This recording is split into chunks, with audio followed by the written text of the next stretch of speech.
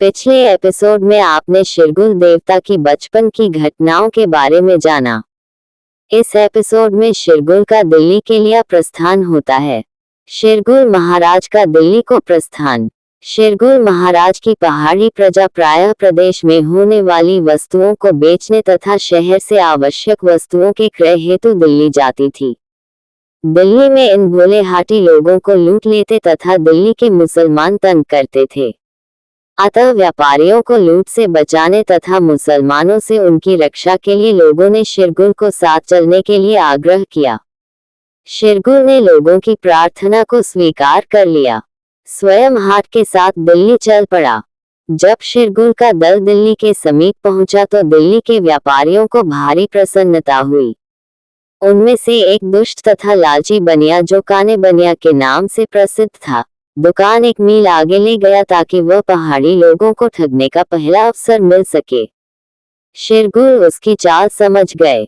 शिरगुल ने उसे सबक सिखाने हेतु एक पलड़े में चांदी का सिक्का डाला और बनिए ने उस सिक्के के बराबर दूसरे पलड़े में सामान रखने को कहा। कहा जाता है कि बनिए के सारे सामान का भार भी उस रुपये के सिक्के से कम रहा। बनिए ने उस समय के मुस्लिम शासक के पास शिकायत की और शिरगुल के विरुद्ध कई बातें बनाई। मुस्लिम शासक घटना की जांच करने के लिए कुछ सैनिक कर्मचारियों सहित शिरगुल के पास आया।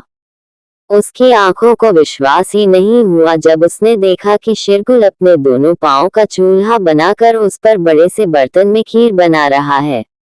शासक ने उसे गिरफ्तार करने का आदेश दिया। शिरगुल ने उन कई कर्मचारियों को मार दिया और कुछ को बंदी बना लिया।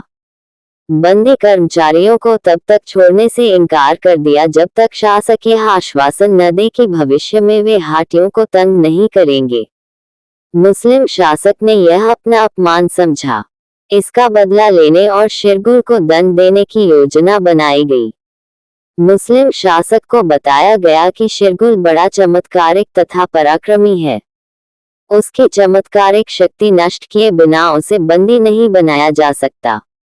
शासक को बताया गया कि अगर गाय के रक्त के छींटे उस पर डाले जाएं तथा उसके पीने के पानी को गौरक्त से अपवित्र कर दिया जाए तो यह चमत्कारिक शक्ति स्वयं में नष्ट हो जाएगी। तदनुसार शिरगुल पर गाय के रक्त के छींटे डाले गए तथा उसके पीने व स्नान का पानी भी अपवित्र कर दिया गया। परिणाम स्वरूप शिरगुल शक्तिहीन हो गया। उसे गिरफ्तार करके काल कोठरी में बंद कर दिया गया।